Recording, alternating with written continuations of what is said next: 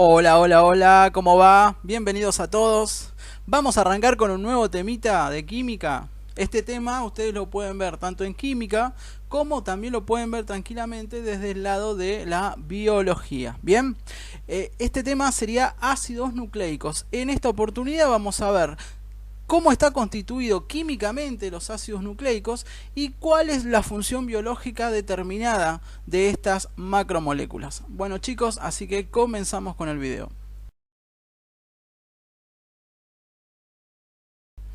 ¿Qué son los ácidos nucleicos? ¿Para qué sirven los ácidos nucleicos?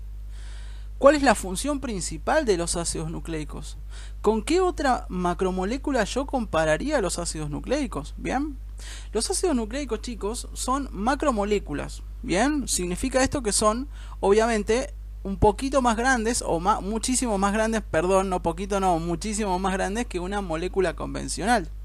Ser una macromolécula significa que está constituido por muchas moléculas, ¿bien? Y tiene como función principal los ácidos nucleicos, a diferencia de otras macromoléculas como son las proteínas, los hidratos de carbono o los lípidos. Estos ácidos nucleicos tienen como función principal almacenar información. ¿Información de qué? La información que recolecta nuestro organismo del entorno, la información que recolecta nuestro organismo de toda la experiencia que nosotros tenemos con nuestro entorno, de toda esta relación que ejercemos día a día. Bien, entonces como generalidades de esta estructura química de ácidos nucleicos, podemos primero decir que son macromoléculas. Bien, ya también decimos que la función principal es almacenar información. ¿Qué otra cosa podemos decir de los ácidos nucleicos?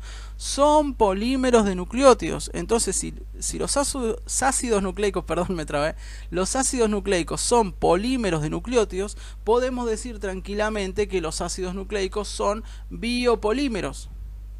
¿Biopolímeros de qué? De muchos monómeros. ¿Y cuáles serían los monómeros de los ácidos nucleicos? Los nucleótidos. Entonces estamos hablando de que un ácido nucleico puede estar constituido por largas cadenas de nucleótidos o puede estar constituido por varias cadenas de nucleótidos. ¿Cómo se le llaman a estas cadenas de nucleótidos? Cadenas polinucleotídicas. Bien, perfecto. Otra generalidad importante, que los nucleótidos se ubican ¿en dónde? En dos lugares importantes. En el citoplasma podemos encontrar ácidos nucleicos, como también los podemos encontrar en el núcleo. Bien, en este caso los ácidos nucleicos se llaman nucleicos porque se originan en el núcleo. Bien, entonces toda célula que contenga núcleo va a tener ácidos nucleicos, como así también la mitocondria, que no tiene núcleo, pero sí tiene ácidos nucleicos propios. Bien, tenemos dos tipos de ácidos nucleicos. Por un lado vamos a tener el ARN, bien, que se va a encontrar en mayor proporción en el citoplasma. Y vamos a tener tres tipos de ARN: ARN ribosomal, ARN de transferencia y ARN ARN mensajero. Bien, entonces repito, el ARN ribosomal, ARN de transferencia y ARN mensajero. El ribosomal y el de transferencia, chicos, se originan en el nucleolo, bien, pero en su mayor concentración se encuentran siempre presentes en el citoplasma, mientras que el ARN mensajero se origina en el núcleo y por lo general también está en el citoplasma o en el núcleo. Bien, otro tipo de ácido nucleico es el ADN, y el ADN sí se encuentra en el núcleo o en la matriz mitocondrial. Bien, entonces cada vez que nosotros hablamos de ácidos nucleicos nos estamos refiriendo o al ADN o al ARN. ¿Y cuál es la función principal del ADN y del ARN? Almacenar información recolectada ¿de dónde? De la relación nuestro entorno.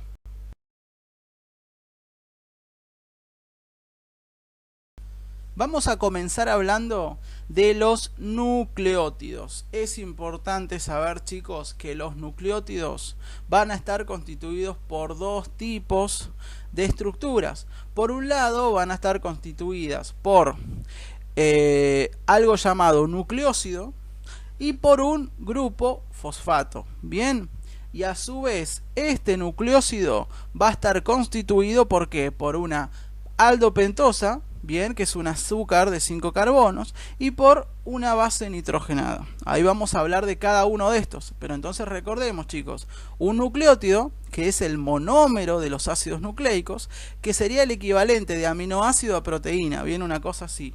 Entonces, este nucleótido está constituido por dos cosas: un nucleósido, ¿qué sería el nucleósido? La suma de una aldopentosa, que es un azúcar de 5 carbonos, más una base nitrogenada. Y aparte del nucleósido tendría un grupo fosfato, ¿bien? O si quieren decirlo de otra manera mucho más fácil, saltémonos la parte del nucleósido y podemos decir que un nucleótido está constituido por tres cosas solamente: por un grupo fosfato, una aldopentosa o pentosa, díganle de la manera que a ustedes les quede más cómodo y de la que se puedan acordar mayor cantidad de tiempo, obviamente, y una base nitrogenada. Acá en pantalla podemos ver, por un lado, vemos al grupo fosfato, que está constituido por fósforo, oxígeno e hidrógeno, bien, que está unido al carbono 5 de la pentosa. Vemos a la pentosa con sus 5 carbonos directamente y su oxígeno en el medio, y vemos que desde del carbono 1 de la pentosa se desprende un enlace que va a unirse a nuestra base nitrogenada. Bien, entonces, antes de comenzar a hablar de nucleótidos, está bueno clasificarlo y poder explicar de manera muchísimo más sencilla y más básica en una mesa final cómo está constituido cada uno de estos nucleótidos.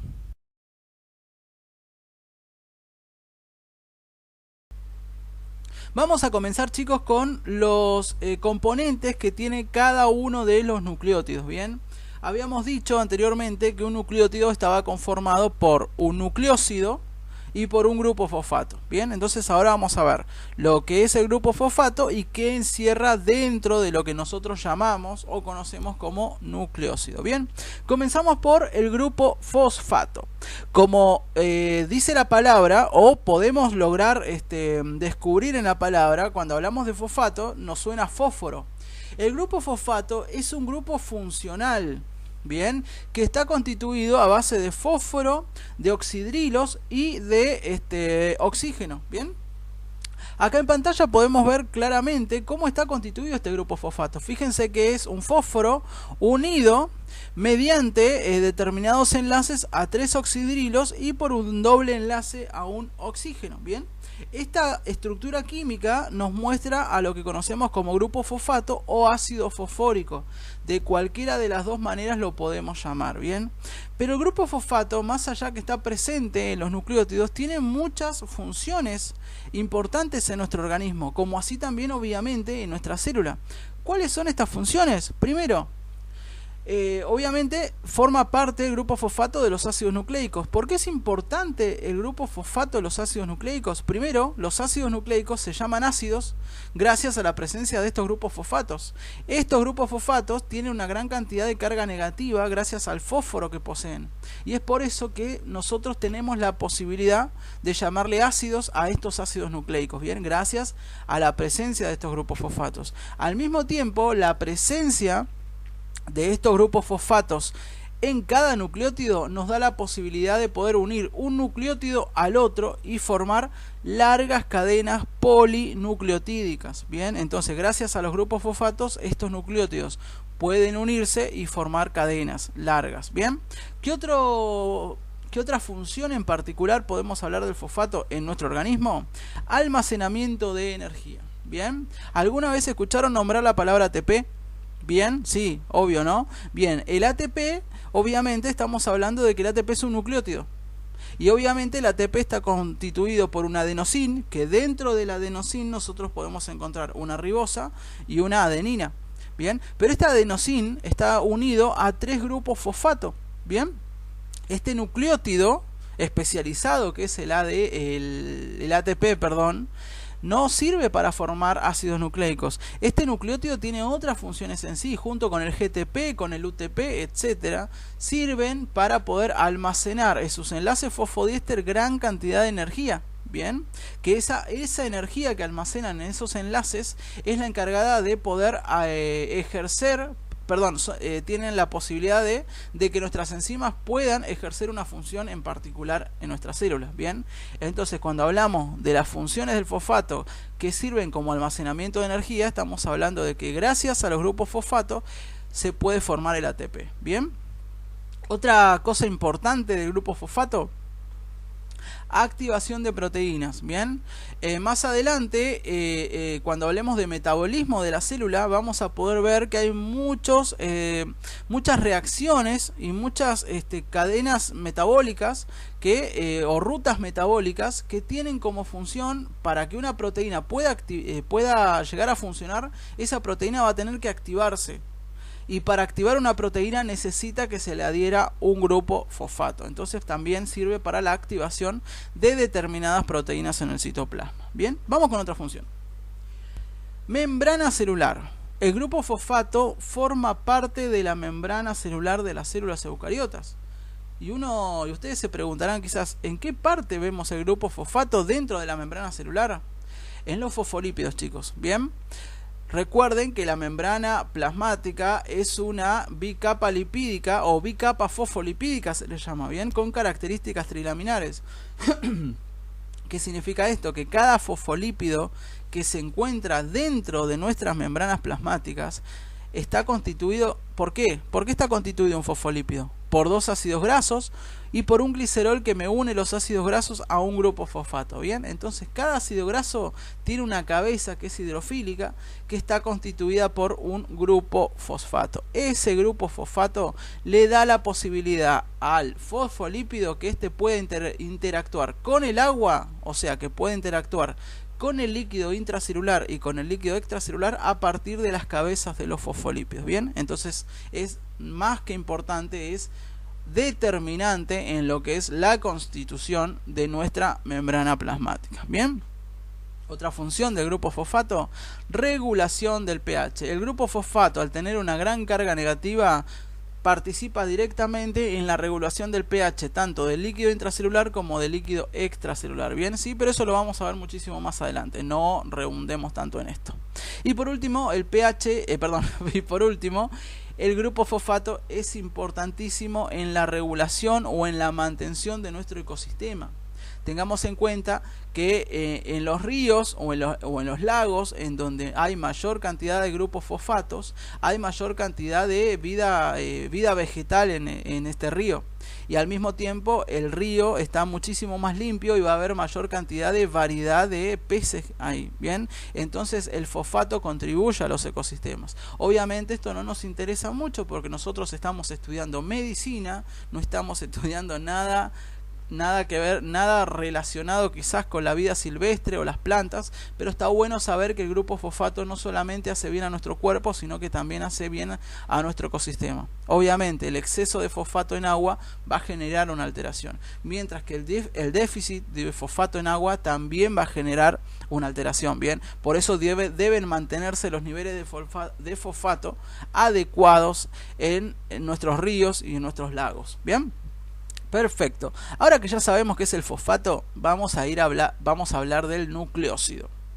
Como habíamos dicho, el nucleósido va a estar constituido por dos cosas. Por un lado va a estar constituido por una pentosa y por otro lado va a estar constituido por una base nitrogenada. Vamos a hablar de las pentosas. Bien, las pentosas, como su nombre lo dice, bien, la palabra pento, ¿a qué nos refiere? A 5, ¿no? Pento 5.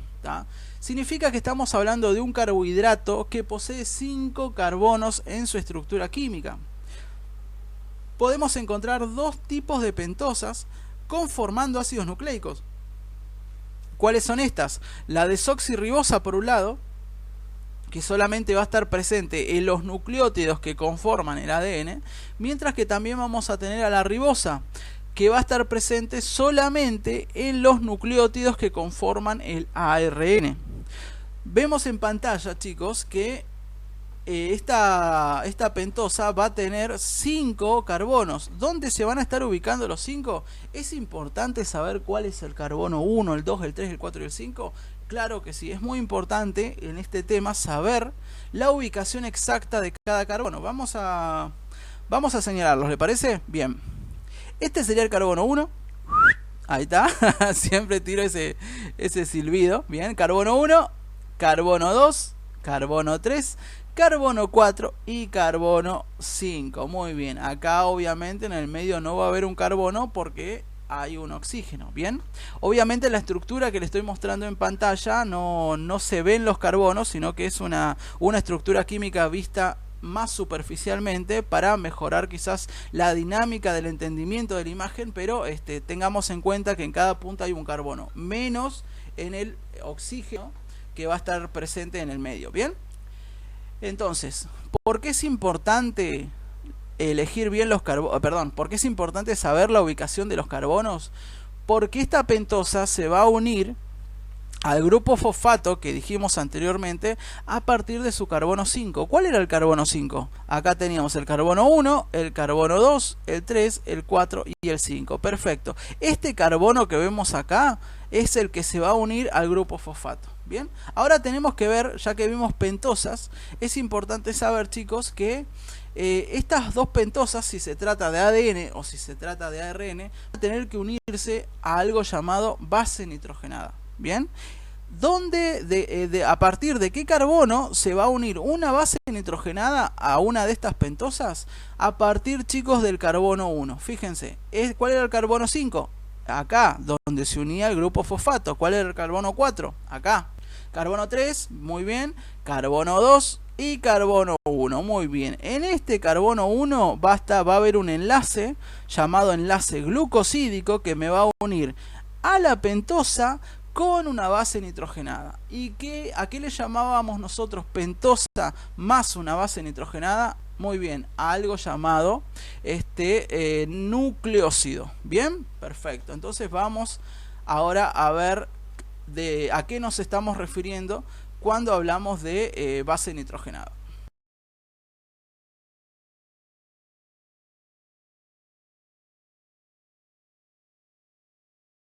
Bases nitrogenadas, como dice la palabra, son moléculas, pequeñas moléculas que están constituidas a bases de gran cantidad de nitrógeno y oxígeno. Bien, podemos tener dos tipos de bases nitrogenadas. Por un lado vamos a tener las bases nitrogenadas púricas o también llamadas purinas, y por otro lado vamos a tener las bases nitrogenadas pirimídicas o también llamadas pirimidinas.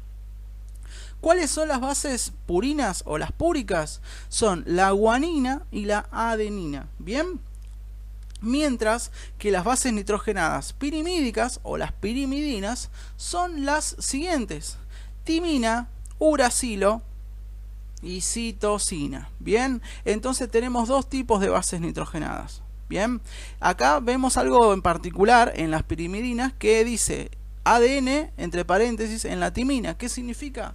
Que esta base nitrogenada solamente va a estar presente dentro de los nucleótidos que van a constituir a un ADN, mientras que el uracilo es una base nitrogenada que solamente va a estar presente dentro de los nucleótidos que van a constituir un ARN o también un ATP, ¿no? Perfecto. Entonces, y la citosina va a estar tanto en ADN como en ARN, la guanina va a estar tanto en ADN como en ARN, y la adenina va a estar tanto en ADN como en ARN. Las únicas que son exclusivas para ADN y ARN serían la timina y un uracilo. Bien, ¿cómo podemos nosotros memorizarnos o acordarnos cuáles son las purinas y cuáles son las pirimidinas? A continuación les dejo una mnemotecnia. Bien, una mnemotecnia bastante fácil. Recuerden que las mnemotecnias las pueden hacer ustedes tranquilamente.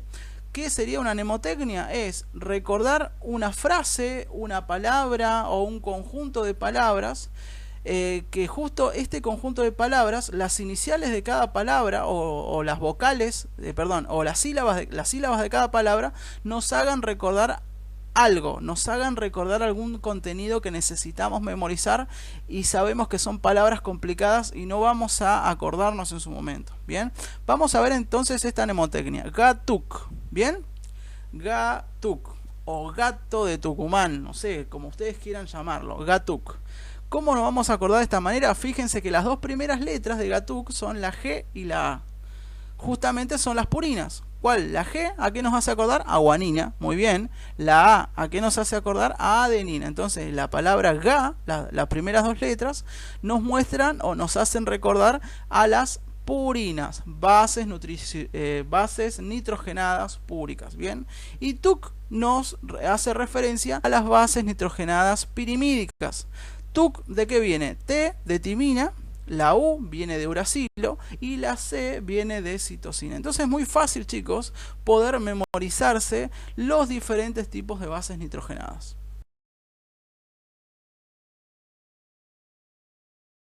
Ratito, chicos, de bases complementarias o también llamado complementariedad de bases. ¿A qué nos referimos nosotros cuando hablamos de complementariedad? Hablamos de que dos estructuras totalmente distintas tienen la capacidad de tener una afinidad. ¿Bien?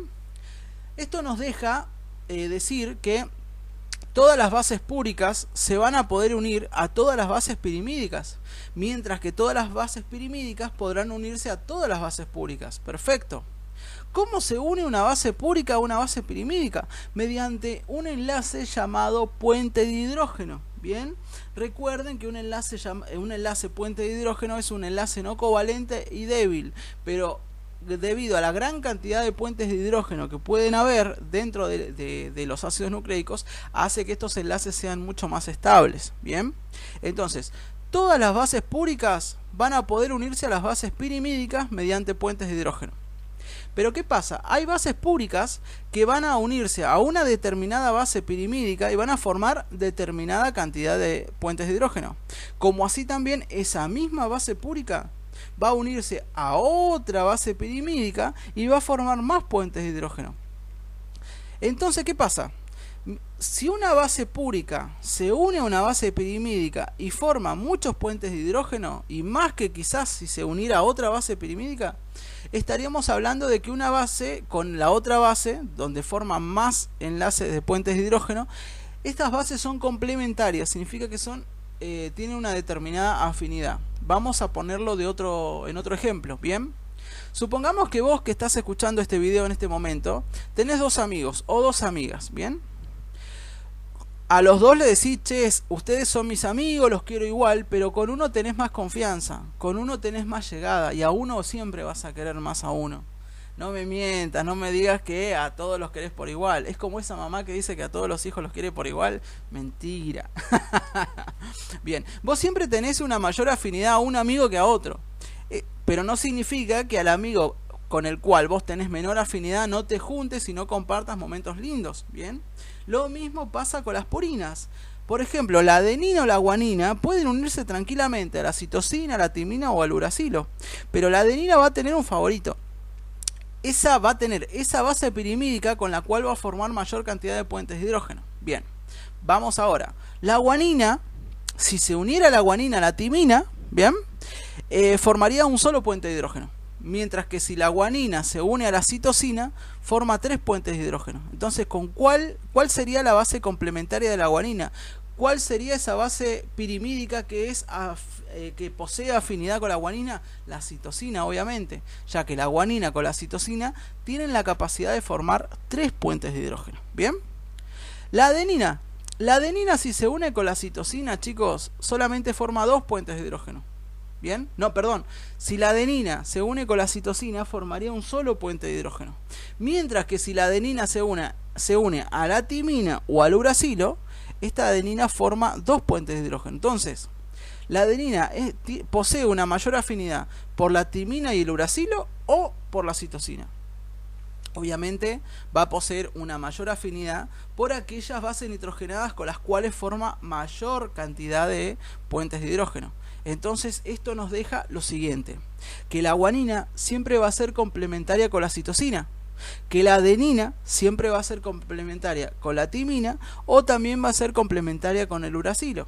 Bien, pero ¿por qué? No siempre la adenina ¿qué hace la adenina si se encuentra con una timina y un uracilo? Dice, che, ¿con cuál me voy a complementar? ¿Con cuál me voy a unir?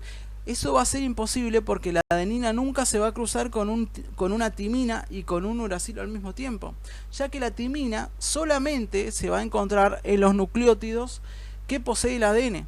Mientras que el uracilo siempre se va a encontrar con siempre se va a encontrar con nucleótidos que están dentro del ARN. Bien, entonces la timina es exclusiva del ADN, mientras que el uracilo es exclusivo para el ARN. Bien, entonces cuando hablamos de complementariedad de bases, decimos que siempre la guanina va a intentar unirse a la citosina, que siempre la adenina va a intentar unirse a la timina, si es que estamos hablando de un nucleótido de ADN. Y si estamos hablando de un nucleótido de ARN, la adenina se va a intentar unir al uracilo. Bien, ¿por medio de qué enlaces en particular?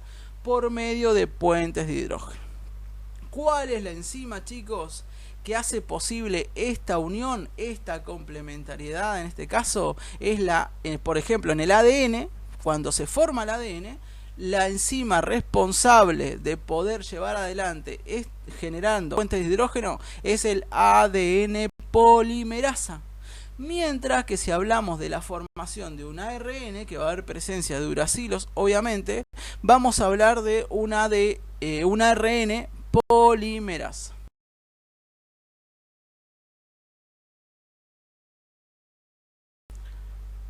En esta imagen en particular, chicos, vamos a ver cómo está constituido generalmente, o vamos a hacer un repaso de lo que hemos visto, y vemos un nucleótido. En este espacio vemos, por un lado, una desoxirribosa y una ribosa. Fíjense que la desoxirribosa, en este caso, tiene un oxidrilo menos. Fíjense que la desoxirribosa tiene un oxidrilo menos.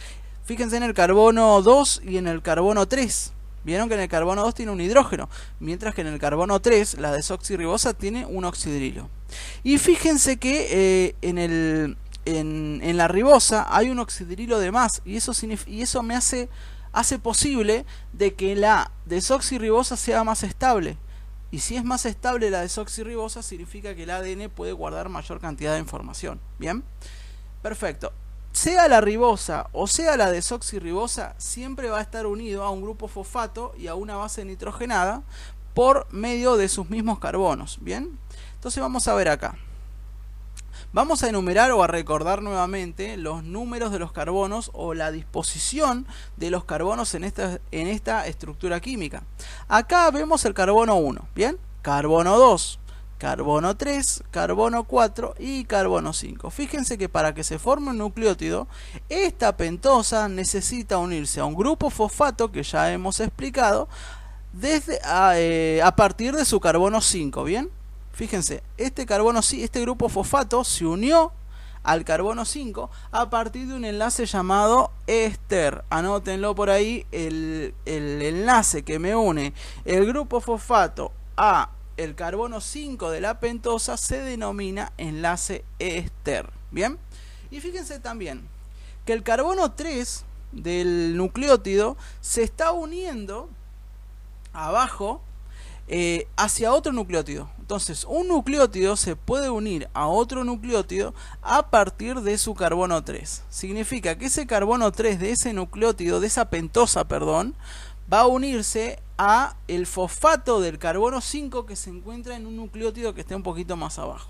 Bien, ahí lo vamos a ver más adelante mejor especificado. Bien, ¿y qué pasa en el carbono 1 de acá de la pentosa, de esta ribosa? En el carbono 1 hay unido algo llamado base nitrogenada. ¿Recuerden cuál era la base nitrogenada? Muy bien, pirimidinas y purinas. Puede haber cualquiera, pero estas bases nitrogenadas, sea la que sea, siempre va a estar unido al carbono 1 de la pentosa, sea que estemos hablando de una ribosa en el ARN o sea que estemos hablando de una desoxirribosa en el ADN. Bien, entonces, ¿cómo se une esta base nitrogenada al carbono 1 de la pentosa? Mediante un enlace denominado enlace glucosídico. Bien, este enlace glucosídico hace posible que la base nitrogenada pueda unirse al carbono 1 de la pentosa. Vamos a ver a continuación una cadena polinucleotídica para poder ver cómo un nucleótido se une a otro nucleótido mediante un enlace que vamos a denominar fosfodiéster. En el siguiente dibujo podemos observar dos cadenas polinucleotídicas. Bien, estas dos cadenas están unidas entre sí por puentes de hidrógeno. Fíjense que vamos a ver esta cadena que estamos viendo, la primera, la que está del lado izquierdo. No, perdón, a ver, de izquierdo, sí, del l' izquierdo. Bien. Vemos que tiene un extremo 5' y un extremo 3'. ¿Por qué esta cadena tiene un extremo 5' y 3'? O quizás ese signo ustedes lo tienen identificado como el signo de minutos, bien, pero desde ahora le vamos a decir prima. Cada vez que un numerito tenga una coma en su porción superior, le vamos a llamar prima, bien. ¿Por qué tiene extremo 5'? Porque fíjense el último nucleótido que está expuesto en la punta de esta cadena polinucleotídica. Fíjense este nucleótido. Su carbono 1, ¿está ocupado, chicos? Fíjense, acá está el carbono 1. ¿Está ocupado? Claro que sí. Está ocupado con esta base nitrogenada. Acá tenemos una T, pero nosotros tenemos que saber que esa T simplemente es una base nitrogenada. ¿Qué base nitrogenada sería?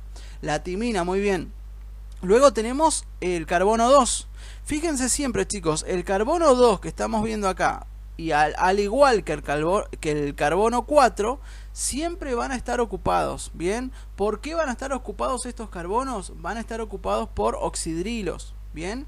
En cambio, acá el carbono 3 está ocupado, chicos. Claro, está ocupado el carbono 3 y está unido mediante un enlace ester en esta porción al grupo fosfato que está unido al igual al nucleótido que está mucho más abajo. Bien, el carbono 4 está ocupado, sí, porque dijimos que siempre el carbono 2 y el carbono 4 siempre van a estar ocupados. Bien, el grupo fosfato que se encuentra en el carbono 5 ¿tiene la posibilidad de unirse a un nuevo nucleótido que se encuentra arriba? O si es que llegara un nuevo nucleótido, ¿podría este grupo fosfato que se encuentra en el carbono 5 unirse a un nucleótido por encima? Claro que sí. Entonces nosotros vamos a, ya que no está unido a ningún nucleótido por arriba, vamos a tomar como que este carbono 5, este fosfato que está en el carbono 5, se encuentra libre. Es por eso que ponemos un 5. ¿Por qué? Porque este grupo fosfato está libre. 5'. Vamos al otro extremo de la cadena. ¿Bien? Este extremo de la cadena va a tener un extremo 3'. ¿Por qué 3'? El carbono 1 acá, ¿está ocupado? Sí, está ocupado por esta base nitrogenada púrica que sería una A. ¿A qué nos referimos cuando una base nitrogenada tiene una letra A? A la adenina, muy bien. ¿Qué era la adenina? Una base púrica. El carbono 2 está ocupado, acá lo vemos desocupado obviamente el carbono 2, pero tengamos en cuenta que esto es una manera esquemática, una forma esquemática. Pero el carbono 2 y el carbono 4 siempre van a estar ocupados. Bien, este carbono 3 de acá, acá tiene un oxidrilo este carbono 3, pero este carbono 3, más allá que tiene este oxidrilo, ¿podría directamente unirse a un nucleótido que se encuentre abajo? Claro que sí, este carbono 3 podría tranquilamente unirse a un nucleótido que se encuentra abajo, mientras que este carbono 4 está ocupado y el carbono 5 de acá está unido al nucleótido que está en la porción superior. Bien, entonces el único nucleótido, el único carbono de esta pentosa que pertenece a este nucleótido que está desocupado es el carbono 3, por eso le ponemos 3'. Bien, entonces podemos deducir a partir de esto que una cadena polinucleotídica va a estar constituida por un extremo 5' y otro extremo 3'. Bien, ahora lo que estamos viendo es que esta cadena polinucleotídica que va de sentido 5 a 3', tiene que unirse a otra cadena polinucleotídica. Fíjense que esta otra cadena polinucleotídica está dada vuelta. Está invertida, esos nucleótidos están invertidos. No significa que están isomerizados, ojo, están invertidos. Pero ¿por qué esta cadena se invirtió? Fíjense que acá está el 3' y acá al lado está el 5'. Bien, está invertido. De este lado va de 5 a 3', mientras que la segunda cadena va de 3' a 5'. Pero ¿por qué está invertido? ¿Por qué era necesario invertir esta cadena polinucleotídica? Por esta razón, porque si no la invertíamos, estas bases nitrogenadas nunca iban a quedar expuestas, sino que iban a quedar alejadas y no se iban a poder formar los puentes de hidrógeno correspondientes. Entonces, para que estas bases nitrogenadas queden expuestas, necesitamos dar vuelta a la cadena. Entonces siempre cuando hay dos cadenas polinucleotídicas unidas entre sí, estamos hablando de que una cadena va a ir de 5' a 3', mientras que la otra va a ir de 3' a 5' y va a estar de manera invertida. Bien, bueno chicos, hasta acá llegamos con este tema que es ácidos nucleicos. Los espero en el próximo video, donde vamos a hablar sobre el ADN, bien, sobre cómo está constituido este ADN. Pero es necesario siempre que veamos este tema primero. Así que bueno chicos, muchísimas gracias por su tiempo. Les mando un abrazo grande y nos vemos en el próximo video.